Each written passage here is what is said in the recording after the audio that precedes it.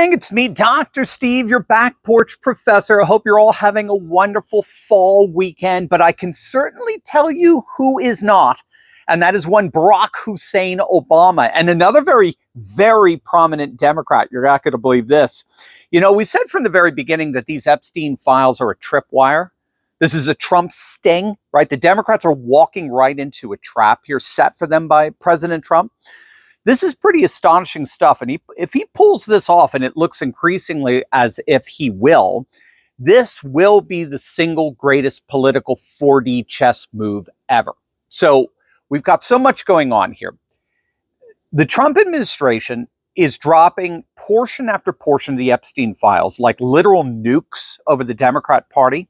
And the latest batch to come out are emails that show that Barack Obama's inner circle had direct communications with Epstein. And Obama himself appears to have been referred to as the boss in correspondence between Epstein and a top White House lawyer, right? So we've got another big guy connection here, right? This is very similar to what we saw with Biden and the emails, where he's getting kickbacks from the corrupt Ukrainian energy company Burisma, right? Where we learned that among all the Biden family members that were getting all their percentage of kickbacks, 10%, if I recall, is 10%, was set for the big guy, right?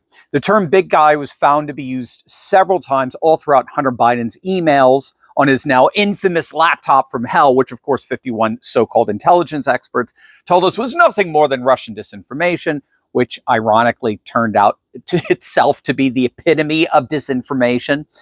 And every single time big guy is used throughout those emails, it clearly referred to Joe Biden. Well, we've got something very similar here with the Epstein emails with regard to Obama.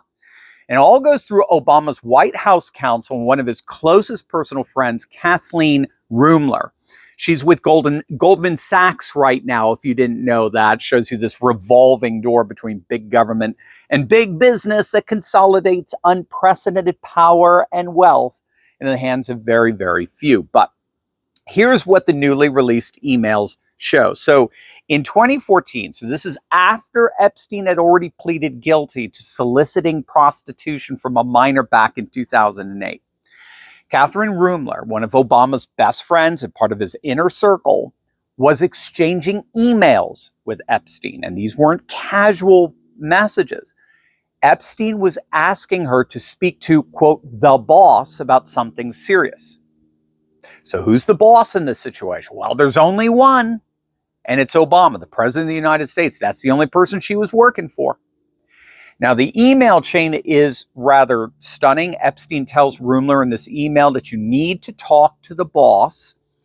And then she responds, agreed, but I need to be prepared to say yes before I talk to him. Now, they're discussing what the emails call high risk, low risk, professional, emotional, and financial implications. Now, what that exactly is, we have no idea at this point. The emails simply don't say. But you can bet the legacy media ain't going to be asking, because it doesn't help them in their attempt to fabricate an anti-Trump narrative with Epstein. Now, this was not an isolated incident. These emails continued through 2015 and 2016.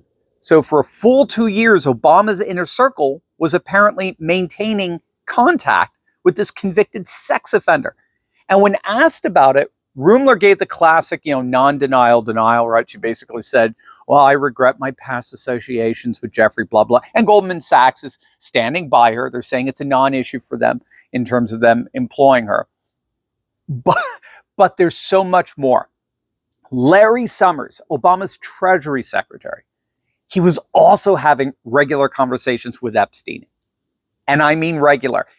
And I kid you not, the email shows Summers asking Epstein for dating advice. That's in the emails. High-level Democrats in Obama's inner circle were asking Epstein, one of the single worst child sex offenders in our nation's history, for freaking dating advice. I mean, you have to let this hit you. The Treasury Secretary of the United States was taking romantic counsel from a convicted sex trafficker. And it gets worse. You ready for this? The latest now is that back in 2016, Epstein wrote to the journalist Michael Wolff, and Wolff has been doing everything he possibly can to try to bring Trump down through Epstein, but he admits there's nothing there. He had a personal contact with Epstein, and Epstein was basically like, I got nothing on this Trump guy. But regardless, he did reportedly tell Wolff that Hillary was, quote, doing naughtiness with Vince, doing naughty things, implying she was having a sexual affair with Vince Foster. Now, you remember Vince Foster was deputy White House counsel under Bill Clinton and a longtime Clinton ally going all the way back to Arkansas, and who was found dead in July in 93 from supposedly a self-inflicted gunshot wound to the head. So this latest revealed Epstein email suggests that Epstein believed, or he had information that Hillary and Vince were having an affair while both worked in the Clinton White House. Now, this is what I mean about the Epstein files being a tripwire for the Democrats. While their lapdogs and the legacy media are obsessing over trying desperately to connect Trump to Epstein, the actual documented connections that are coming out for all to see are actually between Epstein and Obama's people, multiple members of his administration, senior advisors, and current members of Congress. The emails show coordination, they show ongoing relationships, and they show alarmingly casual comfort with a known sexual predator. So what's happening here? Well, next week, Congress will be voting on releasing all the Epstein files. And ironically, it's the Republicans who are suddenly demanding transparency. Democrats, in the meantime, have suddenly seemed to lose their enthusiasm to have all the files released. They just want to continue to cherry pick through them and release only those that mention Trump without any of them having any explicit connection to Epstein's nefarious practices, and none of them will. But it appears too late for the Democrats. They wanted to make Epstein the major issue in D.C. Well, they're getting it.